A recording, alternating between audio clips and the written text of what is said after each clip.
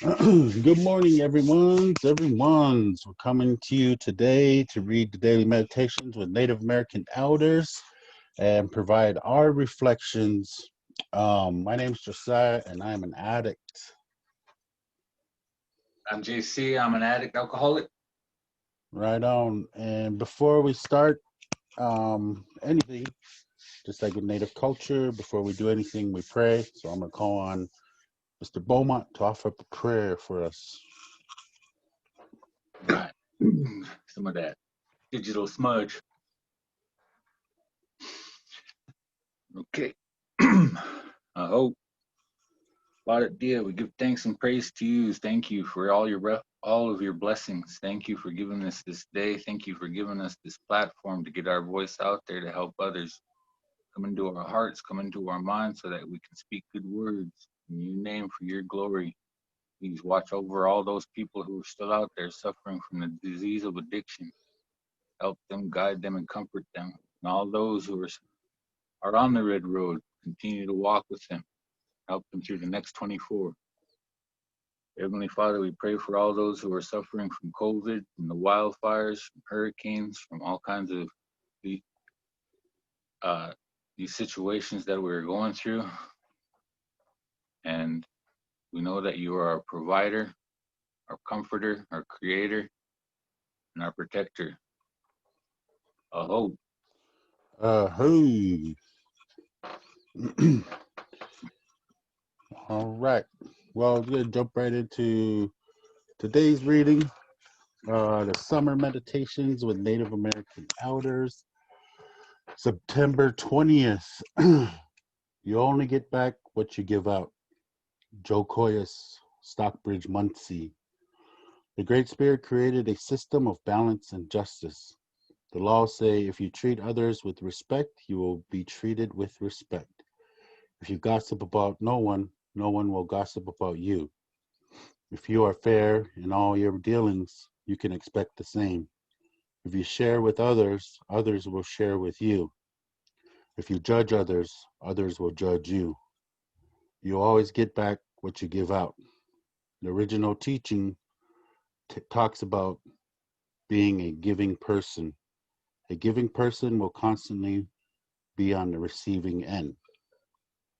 My Creator, help me to be a giving person today.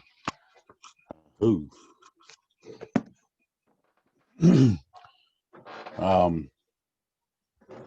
Yeah, today's reading really kind of falls in line with yesterday's reading, and that's kind of how the daily meditations work. There's like themes that kind of carry on for a few days or even a week. So today, I really like that. That saying that comes to mind is like it's better to give than to receive. Um, and that behind that for me is like a mentality of like not having expectations, because you know, if you've been in the rooms long enough, you hear that expectations are premeditated resentments. And so having expectations about anything, um, for me, it sets me up for failure. I mean, it sets me up for that resentment. So to trust in the Badatia, to trust the Badatia that he's in control and that he's going to take care of me. Yeah, sure. I mean, I do have, I do make plans. So I guess there's expectations with that and stuff. But today I know to be more adaptable. So I set my plans and I plan to do this, I plan to do that, set some attainable goals. But if things don't go exactly the way I pictured it, it's like, okay, that's fine, be adaptable. Okay, well, this is what I'm doing now to achieve this goal. If I hit a roadblock, if I come against something that was unexpected, I'm like, oh, okay, well, I didn't see this coming. How am I going to get around this? How am I going to solve this problem so I can get to my goal, so I can get to my plan? And just to be adaptable, uh, because I have to be that way now. Because not being adaptable and being real strict to the rules, to the plans that I've set out, excuse me, has gotten me into a lot of trouble in the past. And if you've watched any of my other previous videos, I talked about how, previously to the Red Road, I'd make plans. I'd have to organize an event. Um, and if things didn't happen exactly to the way I planned it, man, I lost it. I flipped out, man, just like little tiny things. Like something was supposed to happen at 5:15 and it happened at 5:17. I was pissed. I was mad. I started cussing people out. And I was like, well, why did you do this? It was supposed to happen here. You went too long. You talked too long. Blah, blah, blah. And I was like that, man. And I was miserable. And what was supposed to be like a happy, joyous event, I turned it into something that was like, I was just angry and pissed about it for days after the, when it happened. But today, walking the Red Road and knowing, trusting in Bada Dia every day and teaching myself to be adaptable to whatever's going on. If I make plans or if I'm planning an event and things go awry, but at the end of the day, people are happy. They enjoyed themselves. It happened the way it was supposed to, and I couldn't have any peace if I wasn't adaptable today. Um, and that's all the underlying things of, for me, it is better to give than to receive. To be selfless, to be adaptable, so crucial for my walk on the Red Road today. Um, and also behind that, better to give than to receive is like my motives. What are my motives? Am I doing this for personal gain? I have to constantly ask myself that every day. Why am I helping this person? Why am I giving this person advice? Why why am I running talking circles? Why am I doing this video? Is it for personal gain? Am I trying to get something out of it for my own personal selfish reasons? I have to ask myself that. And because my thinking is skewed, left to my own devices, I'll take the wheel, I'll corrupt things, I'll mess up things because I've done it in the past. I've done a lot in the past. So I got to continue to lean on Akbar Dia and not my own understanding. And that's like the weight of that. It's better to give than to receive in today's reading. And that's what was really coming through for me today. And, with that, I will pass the mic over to JC. Oh, thanks. Yeah, for me, this one's pretty cut and dry, pretty simple. You get what you put in, or you get out what you put in. That that goes for everything, really. When you think about it, everything from well-briety, your work, your relationships, even your dated, the things that you do for enjoyment, hobbies, anything that if you play sports, everybody knows that you have to practice in order to be good to go during game time. We always like to use those sports analogies, and and it's, I don't know, it's just probably one of the simplest things to say, really, is you get out what you put in. But for me, I never used to see it that way, because I always wanted instant gratification. I wanted things right now, and it just doesn't work like that. That's not the way the universe works, because the things that I'm doing today will manifest in good ways tomorrow or somewhere down the line. And I think that's a good thing, because as you were saying, Josiah, that why would I even do something good for somebody else? Is it because I want something back? Now, if I was getting instant gratification for myself, I don't think that would be the proper way to go about it. I don't think that would be right. So I think part of it, obviously, for me, I will do good things for others, because it does help me. It absolutely does help me.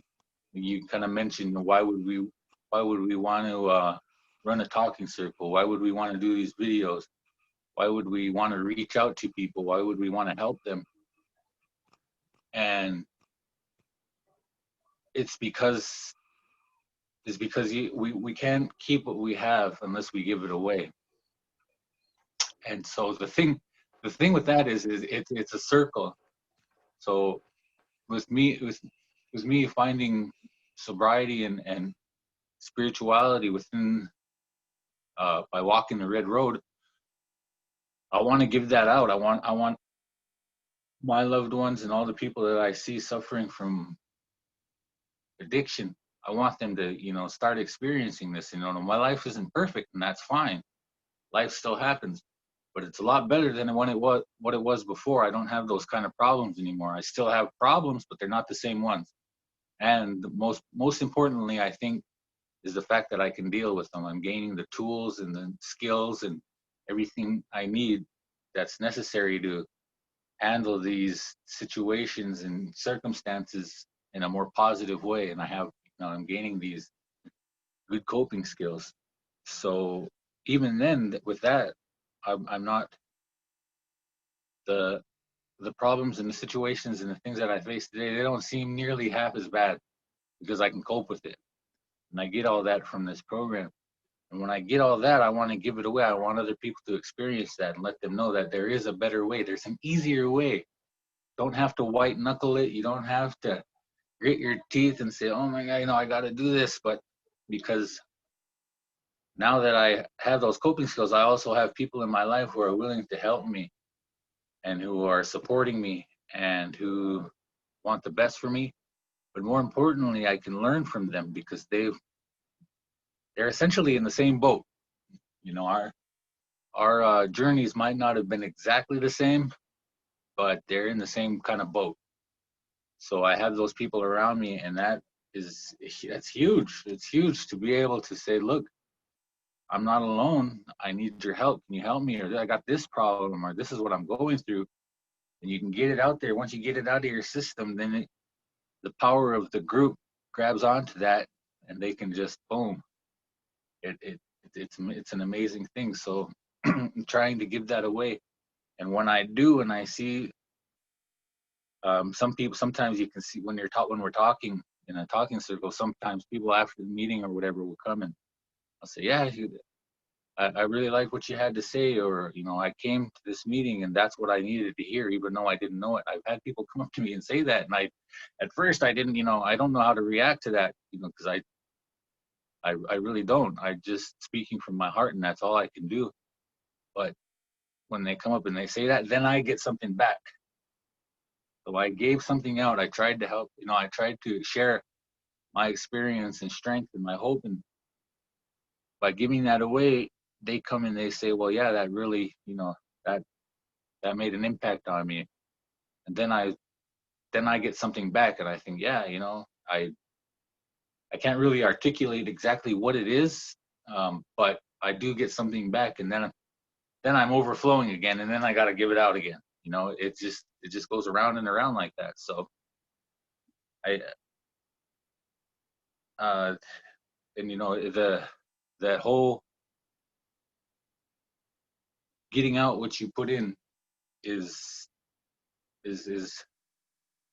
like I said, it's not instant. And today I can say that I'm not where I want to be, but I'm not where I was. And the thing with that is that today isn't a reflection of who I am. It's a reflection of who I was. And if I keep going on this, walking down the red road and developing these skills and working my best to become the best person that I can be, you can only imagine where I'll be tomorrow when I stored up all of this good credit, we'll call it. And that's not the reason why I do it. It's not why I'm doing it, but I'm storing it up. And then when that finally hits, and then I think part of it would be is that we can be examples to other people and say, hey, if you work this, you do this, and you except, you know, I mean, you do all the things that we do on a daily basis, you'll get there. And I think what the hardest thing for me at first was that I wanted it, right? I wanted it yesterday. I wanted it the second I made that decision. Okay, I'm not using, I'm not doing anything. So where's mine? But it doesn't work like that.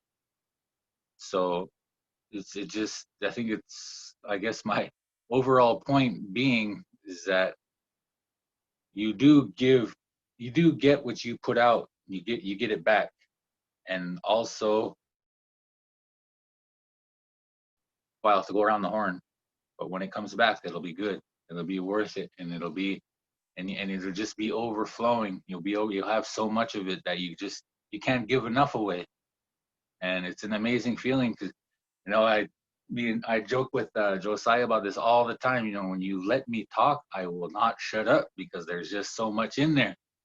And there's been a couple times, you know, when we're doing these videos when he said, "All right, you got to keep it down to 5 minutes," and I'm like, you know who you're talking to right now?" But that's the way I feel sometimes. You know, I just this overflowing feeling of, you know, I want to share and I want to help and I want to be inspirational. I want to be motivational. And I say all of this with humility because I do not know everything. In fact, the more I think about it, I don't know anything.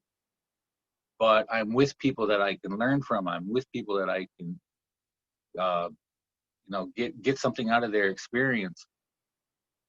And so that's part of it too. Is, you know, I got to learn how to listen, because if I can't listen, then I won't be able to speak. So that's and I'm just forever grateful for Josiah and all the other people that are in the talking circles that I can learn from. And yeah, like I said, if I wanted to, we can go all day with this, but I'll quit now. I'll call time out and we'll wait till the next video and I'll continue. So that's all I got for today. Thanks guys for listening. Thanks for viewing these. Share them with everybody you know. Try to get the word out. That's all I got, I hope. Who? Appreciate you, JC. Appreciate you, you know, excuse me. Appreciate you, you know, speaking on it, because I always get something from what you said. And as you were talking, when you what was hitting me, you know, was like that you get out what you put in.